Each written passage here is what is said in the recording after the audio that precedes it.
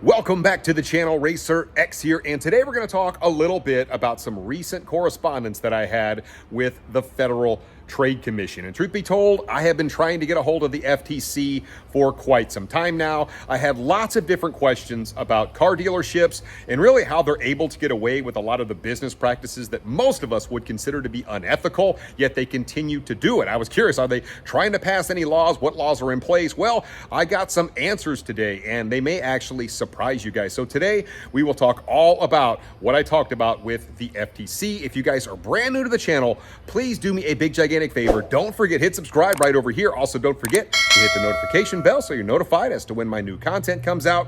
And off we go. T-minus 15 seconds.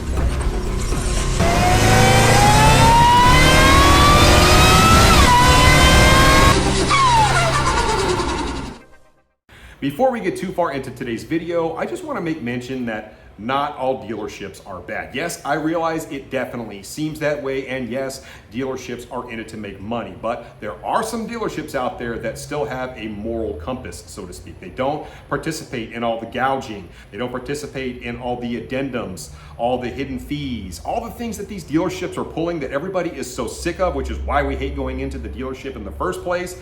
There are still some really good dealerships out there, yet they are very few and far between. If you're dealing with somebody like Tesla, you simply don't have to worry about it. They have a much more modern way of doing business where they take all of that out of play. You go into a Tesla store, it is a very stress-free way to buy a car. You know what the price is up front. You don't have to worry about them gouging you on the price, hiking up your rate. You don't have to worry about them adding a bunch of crap onto the car or charging you for stuff you simply didn't want. It just doesn't happen with Tesla. Yet when you go into a modern dealership for like Ford, Chevy, BMW, whoever, it doesn't.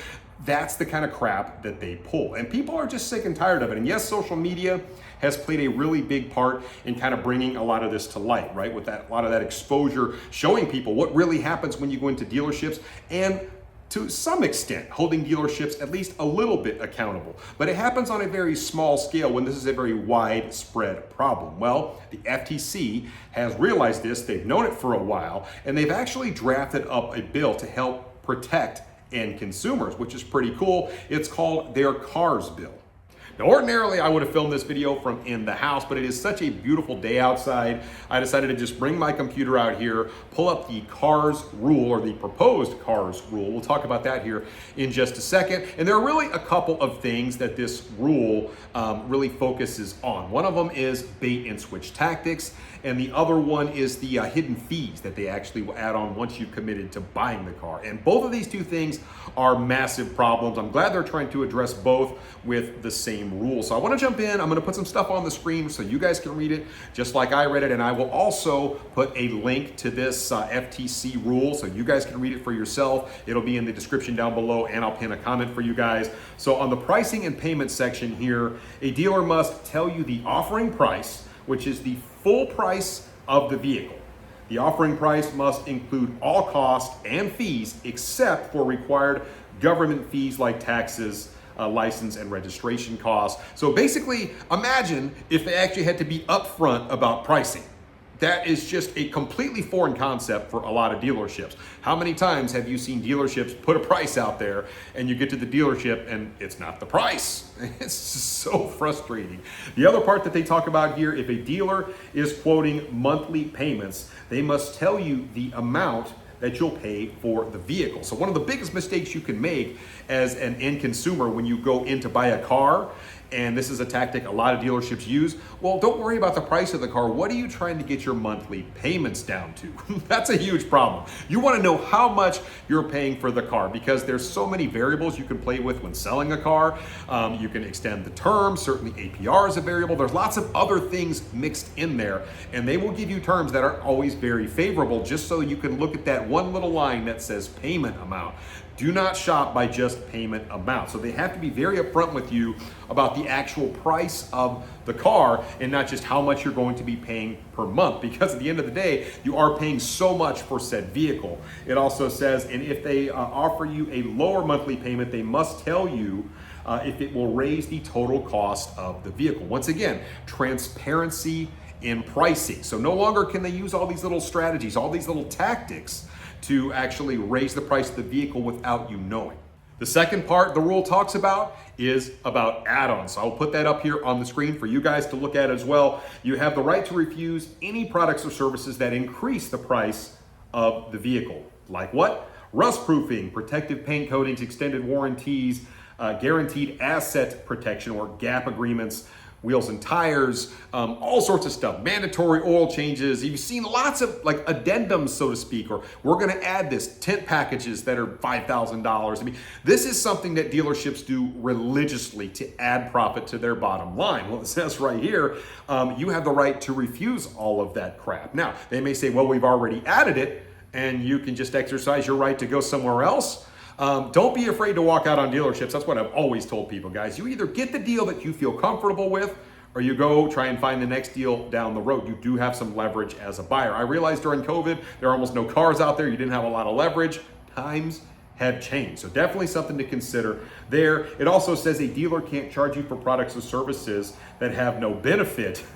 A duplicative warranty, certainly not an ideal situation. A service contract for oil changes on an electric vehicle, like I mentioned before. Nitrogen filled tires when it doesn't contain any more nitrogen than is found in normal air. Just a complete ripoff. Dealerships do a lot of this kind of crap. A gap agreement that doesn't cover your vehicle or your neighborhood or other parts of your deal. I mean, there are lots of little things that these dealerships will write into a deal that don't benefit you at all. This is a very common practice. And basically right here, they're saying, look, we are going to outlaw this. This is something that is not legal. You should not have to pay for something you don't want. And I feel like this is a very valuable thing.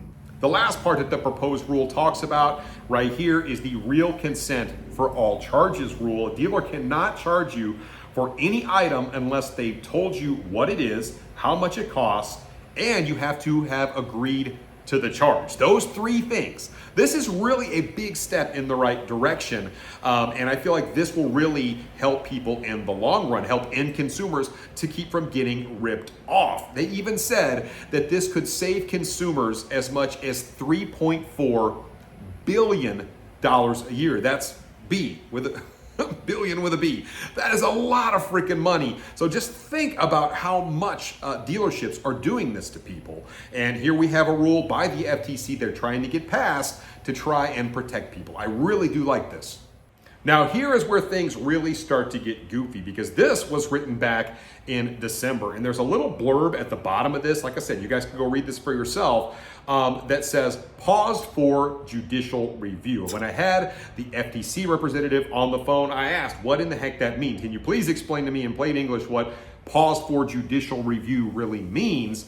And it basically means what I hypothesized. It means they cannot get this thing passed. And there have been several rules, as a matter of fact, that they've tried to get passed to protect end consumers from greedy dealership practices. And for whatever reason, they don't get passed. Imagine that. Well, you've got these things out there called lobbyists. Now, I want to put this out there. I am not a political channel. I don't want to go real deep down this rabbit hole. I am always about the car enthusiast. This is a car enthusiast channel, and I like sticking up for car guys and gals.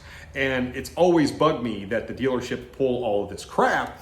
They can't get anything passed because the lobbyists out there aren't allowing it to do it. And the way our government is set up, you can actually donate money as an organization, a business entity who tend to have a lot of money, to individuals so that they can campaign for office. And then once those people win that campaign, guess what? They back up the people that gave them all the money to get elected in the first place. Like I said, I'm not political. I'm not telling you who to vote for. I'm not anything like that. In a nutshell, that is kind of a 10,000 foot look at how bills cannot get passed. And I would say 99% of people would look at a bill like this or a proposed rule and say, you know what? That would be really good for end consumers to be protected from being gouged, being taken advantage of. I'm fully in support of it. I gotta believe most of you guys watching at home would be fully in support of a rule like this to protect people.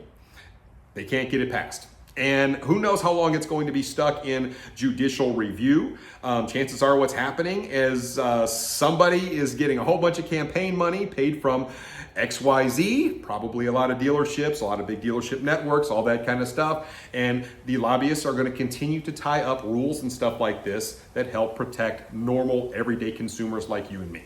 That's the truth of it. But the FTC is trying. That's kind of the big takeaway here. This is a great rule. It's a huge step in the right direction. And if they can get it passed, Yes, it will reduce the amount of garbage that the dealerships can get away with and charge people for, and maybe it's a little bit less money in some rich owner's pocket. Do any of you guys really care about that?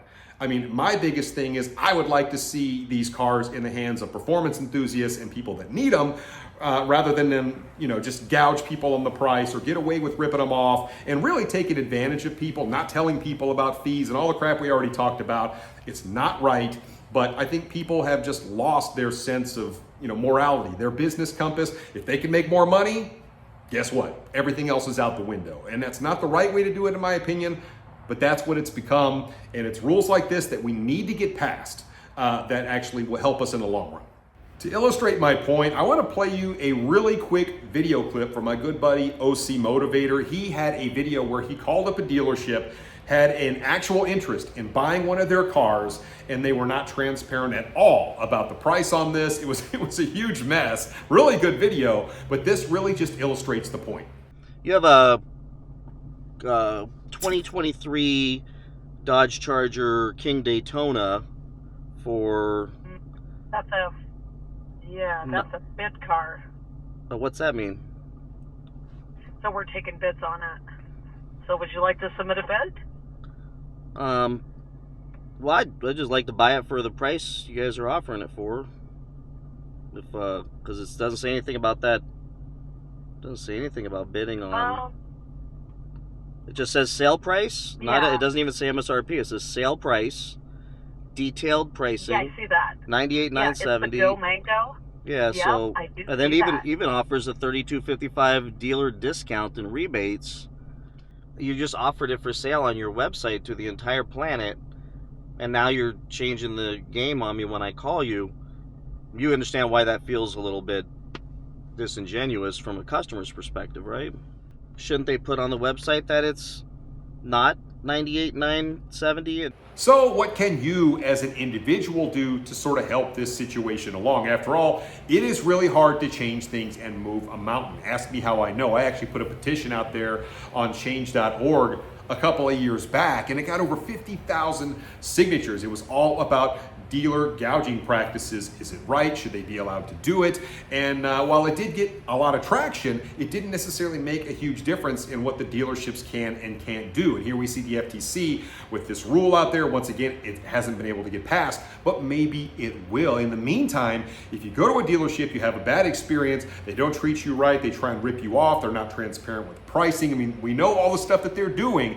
Don't be afraid to not only leave them a bad Google review, but go to the FTC's website and make your own report. It only takes like 5 minutes. And the more people that go do this, the more it will stay top of mind to the FTC. They don't have unlimited personnel, and they deal with all sorts of consumer issues. I mean, all the way across the board. But the more people that continue to report bad dealership practices, the more they will push on bills like this. And hopefully we will be able to make change over the course of time and really improve the situation for all of us consumers out there. So that's my suggestion to you. Let me know what you guys think about all of this in the comments down below. Just sharing a little bit of information with you guys, and I will catch you on the next one. So until then, Racer X.